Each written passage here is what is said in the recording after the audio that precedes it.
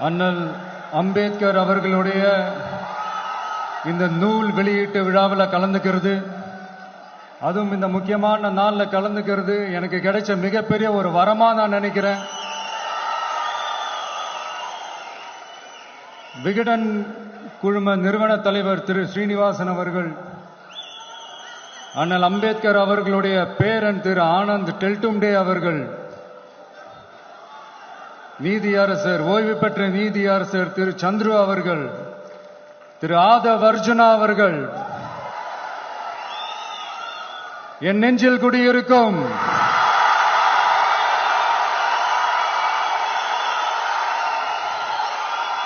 என்னுடைய நண்பா நண்பிகள், தோழா தோழிகள்,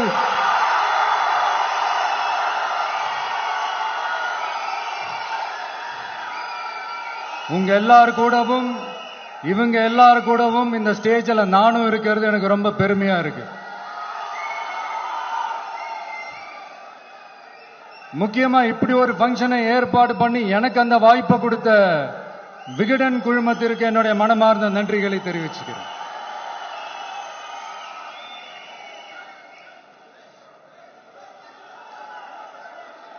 இன்னைக்கும் நிறைய பேர்கிட்ட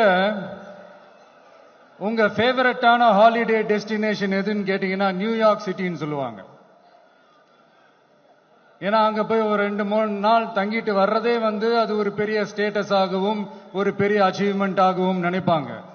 ஆனா 100 வருஷத்துக்கு முன்னாடியே நியூயார்க்லாம் போய் அங்க உலக புகழ் பெற்ற கொலம்பியா யூனிவர்சிட்டியிலலாம் போய் படிச்சு டாக்டர் பட்டம் வாங்கி சாதிச்ச ஒரு அசாத்திய மாணவர் ஒருத்தர் இருந்தார்.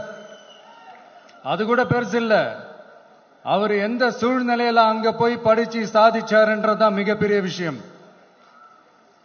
அன்னைக்கு அந்த மாணவரை, நீ இந்த சாதியில பிறந்திருக்கிற, உனக்கெல்லாம் படிக்கிறதுக்கெல்லாம் தகுதி இல்ல, நீ எல்லாம் எதுக்கு ஸ்கூலுக்கு வர, அப்படி இப்படின்ட்டு அவர் வாழ்ற சமூகமே அவரை தடுத்துச்சு. அதையும் மீறி அந்த மாணவர் பள்ளிக்கூடம் போனா சக மாணவர்களுடன் சரிசமா உட்கார்ந்து படிக்க அவருக்கு அனுமதி இல்லை. தாக எடுத்தா தண்ணி கூட குடிக்க முடியல. அப்படி அத்தனை சக்திகளும் அவருக்கு எதிராக இருந்தது. ஆனா ஒரே ஒரு சக்தி மட்டும்தான், நீ படி, எத்தனை தடைகள் வந்தாலும் படி, தொடர்ந்து படி அப்படின்னு சொல்லிக்கிட்டே இருந்தது. அதுதான் அந்த மாணவருக்குள்ள இருந்த அந்த வைராக்கியம். அந்த சின்ன வயசுல அந்த மாணவருக்குள்ள எப்படி அப்படி ஒரு வைராக்கியம் வந்துச்சு நினைச்சு பார்க்கும்போது உண்மையிலே பிரமிப்பா தான் இருந்துச்சு. அந்த வைராக்கியம் தான் அந்த மாணவரை பிற்காலத்துல இந்த நாட்டோட ஒரு தலை சிறந்த இன்டெலெக்சுவலா டிரான்ஸ்ஃபார்ம் ஆகிறதுக்கும் காரணமா இருந்துச்சு. எனக்கு தெரிஞ்ச உலக வரலாற்றிலே இப்படி ஒரு டிரான்ஸ்ஃபர்மேஷனை யாரும் பார்த்திருக்க மாட்டாங்க. அந்த மாணவர் வேற யாரும் இல்ல, நம்மளுடைய அண்ணல் அம்பேத்கர் அவர்கள் தான்.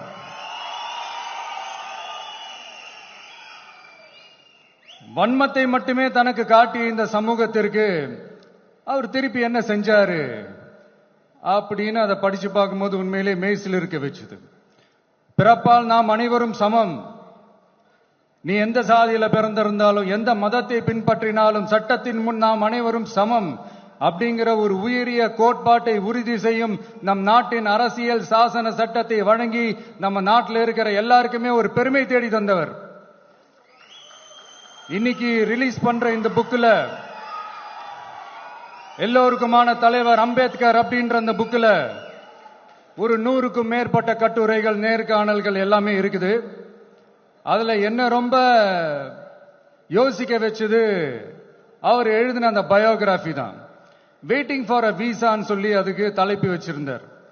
அதுல அவர் லைஃப்ல ஃபேஸ் பண்ண விஷயங்கள், அவரை பாதிச்ச விஷயங்கள் எல்லாமே கிட்டத்தட்ட ஒரு 6 சம்பவங்கள் பத்தி அதுல குறிப்பிட்டிருந்தார். அதுல ஒரு 2 விஷயம் ரொம்ப பாதிச்சது என்னன்னா, அதுல ஒண்ணு, அவருக்கு 9 இயர்ஸா இருக்கும் போது அவரும் அவருடைய பிரதரும் வெளியூர்ல இருக்கிற அவங்க அப்பாவை பார்க்கறதுக்காக போறாங்க. அப்ப ட்ரெயின்ல இருந்து இறங்கி இந்த மாட்டு வண்டிக்காக வெயிட் பண்ணிட்டு இருக்கும் போது ஒருத்தர் கூட அவங்கள ஏத்திட்டு போறதுக்கு தயாரா இல்ல. ஏன்னா அந்த அளவுக்கு தீண்டாமை கொடுமை. அப்புறம் கொஞ்சம் எக்ஸ்ட்ரா பணம் காசெல்லாம் கொடுக்கறோம்னு ஒரு வண்டிக்காரர் ஒத்துக்கிறார். அப்ப கூட அந்த வண்டிக்காரர் என்ன பண்றாருன்னா, அந்த பசங்களை வண்டி ஓட்ட சொல்லிட்டு இவரு தீட்டு பட்டுடும்னு சொல்லி வண்டியில ஏறாம நடந்து போறாரு. அந்த நாள் முழுக்க அந்த பசங்களுக்கு குடிக்க தண்ணி கூட கொடுக்காம அந்த டிராவல் எவ்வளவு கொடுமையா இருந்துச்சுன்னு சொல்லி அதுல மென்ஷன் பண்ணியிருந்தார். ரெண்டாவது, அதே அம்பேத்கர் அவர்கள் அமெரிக்கா பிரிட்டன்ல எல்லாம் போய் படிச்சு டாக்டர் பட்டம்லாம் வாங்கி சாதிச்சு ஒரு பெரிய வழக்கறிஞரா இந்தியாவுக்கு திரும்ப வராரு. அப்ப மும்பைக்கு பக்கத்துல ஒரு கிராமத்துக்கு அவரை கூப்பிடுறாங்க. அப்ப அவர் ஒரு அரசாங்க பொறுப்புல இருக்கிறாரு. அந்த கிராமத்துக்காரங்க ஒரு வண்டியை ஒண்ணு ஏற்பாடு பண்ணி அவரை கூட்டிட்டு வரணும்னு நினைக்கிறாங்க. ஆனா அந்த வண்டி ஓட்டுறவரு அவருக்கு சமமா உட்கார்ந்து வண்டி ஓட்டுறதுக்கு யோசிக்கிறாரு, மறுக்கிறாரு. ஒரு லண்டனுக்கு போய் ஒரு பாரிஸ்டர் பட்டம் வாங்கிய அம்பேத்கரை விட ஒரு வண்டி ஓட்டுறவர் தன்னை உயர்ந்தவனா நினைக்கிறார். அதுதான் அந்த சமூக கொடுமை தான் அவரை சமத்துவத்துக்காக போராட வச்சது. எனக்கு ஒரு டவுட்டுங்க, இன்னைக்கு திரு அம்பேத்கர் அவர்கள் உயிரோடு இருந்திருந்தா என்ன நினைப்பாரு? இன்னைக்கு இருக்கிற நம்ம இந்தியாவை பார்த்து அவர் பெருமைப்படுவாரா, இல்ல வருத்தப்படுவாரா, இல்ல அப்படியே வருத்தப்பட்ட எதை நினைச்சு வருத்தப்படுவாரு? இன்னைக்கு நம்ம நாடு முழு வளர்ச்சி அடையணும்னா ஜனநாயகம் காக்கப்படணும்.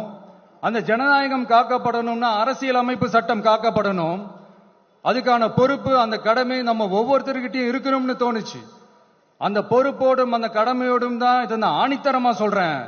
ஜனநாயகத்தை நாணிவேர் ஃப்ரீ அண்ட் ஃபேர் எலெக்ஷன்ஸ், சுதந்திரமான மற்றும் நியாயமான தேர்தல். தேர்தல் நியாயமா நடக்கலன்னு நான் சொல்ல வரல, பட் சுதந்திரமாகவும் நியாயமாகவும் தான் தேர்தல் நடக்குது அப்படிங்கிற அந்த அசைக்க முடியாத நம்பிக்கை நம்ம ஒவ்வொரு இந்தியனுக்கும் இருக்கணும்னு தோணுச்சு. அது அமையணும்னா தேர்தல் ஆணையர்கள் கான்சென்சஸ், அதாவது ஒருமித்த கருத்து அடிப்படையில் மட்டும்தான் நியமிக்கப்பட வேண்டும் அப்படின்றத என்னுடைய ஒரு வலிமையான ஒரு கோரிக்கை. இரண்டாவது, ஏப்ரல் 14 அண்ணல் அம்பேத்கர் அவர்களுடைய பிறந்த நாள். அன்னைக்குதான் நம்ம ஒட்டுமொத்த இந்தியர்களுக்குமான ஜனநாயக உரிமைகள் பிறந்த தினம். அதனால அந்த டேட்டை இந்தியாவோட ஜனநாயக உரிமைகள் தினமா அறிவிக்கணும்.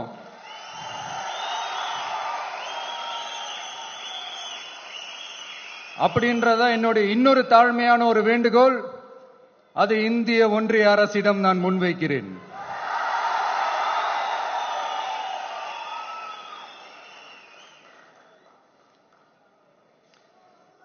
அம்பேத்கர் அவர்களை பத்தி யோசிக்கும் போது கண்டிப்பா சட்டம் ஒழுங்கு சமூக நீதியை பத்தி யோசிக்காம இருக்கவே முடியாது.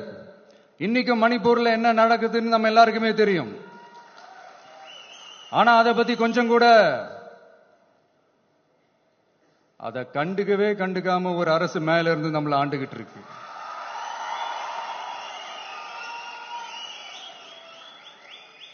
சரி, அங்கதான் அந்த அரசு அப்படி இருக்குன்னா இங்க இருக்கிற அரசு எப்படி இருக்கு?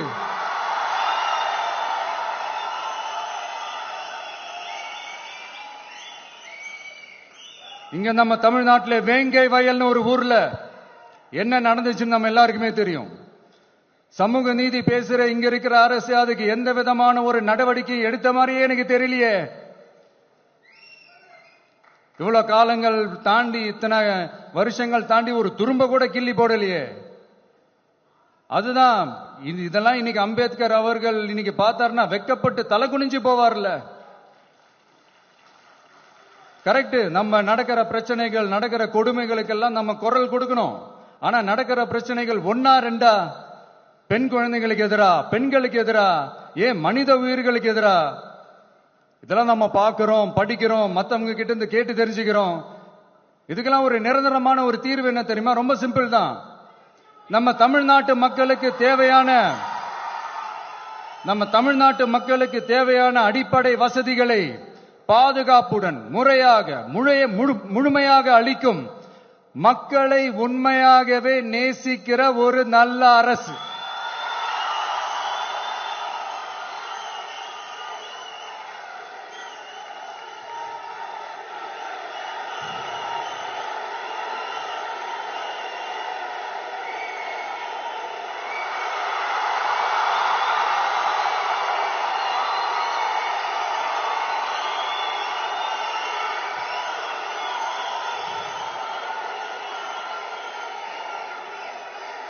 அதான் சொன்னேன், இது அமைஞ்சிட்டாலே போதும்.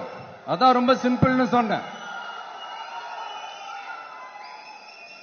அதனால இங்க டெய்லி நடக்கிற பிரச்சனைகளுக்கு சம்பிரதாயத்துக்காக ட்வீட் போடுறதும், சம்பிரதாயத்துக்காக அறிக்கை விடுறதும், சம்பிரதாயத்துக்காக நானும் மக்களோட மக்களா இருக்கிறேன்னு காட்டிக்கிறதும், சம்பிரதாயத்துக்காக மழை தண்ணியில நின்று போட்டோ எடுக்கிறதும்,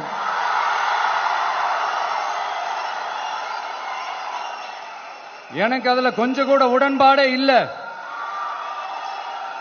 பட் என்ன பண்றது, நம்மளும் சம்பிரதாயத்துக்காக சில நேரத்தில் அந்த மாதிரி செய்ய வேண்டியதா போயிடுது. அதாவது என்ன சொல்ல வரேன்னா, மக்களோட உரிமைகளுக்காகவும் அவங்களோட உணர்வு பூர்வமாக இருக்கணும்.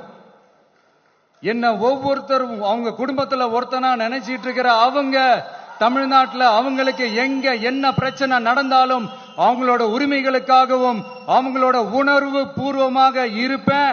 எப்பவுமே அப்படிதான் இருப்பேன்.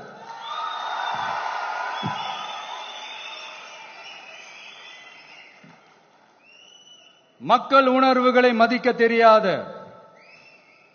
மக்களுக்கு அடிப்படை சமூக நீதியான பாதுகாப்பை கூட உறுதி செய்ய இயலாத, கூட்டணி கணக்குகளை மட்டுமே நம்பி இருமாப்புடன் 200 வெல்வோம்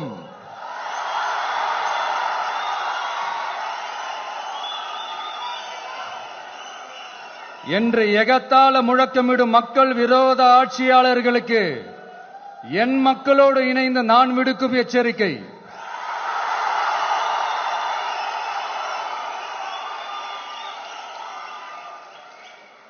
நீங்க உங்களோட சுயநலனுக்காக பல வழிகளில் பாதுகாத்து வரும் உங்கள் கூட்டணி கணக்குகள் அனைத்தும் 2026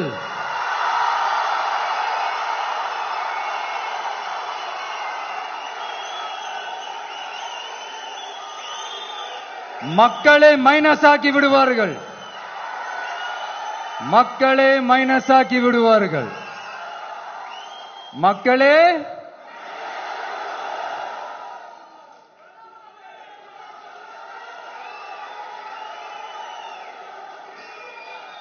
எனக்கு இந்த வாய்ப்பு கொடுத்த விகடன் குழுமத்திற்கும் வந்திருக்கும் பெரியோர்களுக்கும் சான்றோர்களுக்கும் மீண்டும் என்னுடைய வணக்கங்கள், மீண்டும் என்னுடைய நன்றிகள். கடைசியா ஒரே ஒரு விஷயம்,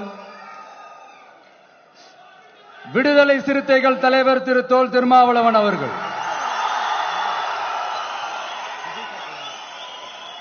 அவங்களால இன்னைக்கு வர முடியாம போச்சு.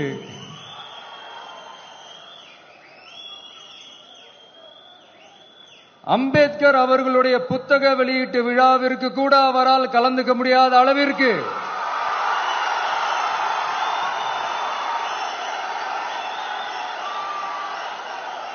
கூட்டணி கட்சிகள் சார்ந்து எவ்வளவு பிரஷர் இருக்கும் என்று என்னால் யூகிக்க முடிந்தாலும் நான் இப்ப சொல்றேன், அவருடைய மனசு முழுக்க முழுக்க இன்னைக்கு நம்மளோட தான் இருக்கும். நன்றி, வணக்கம்.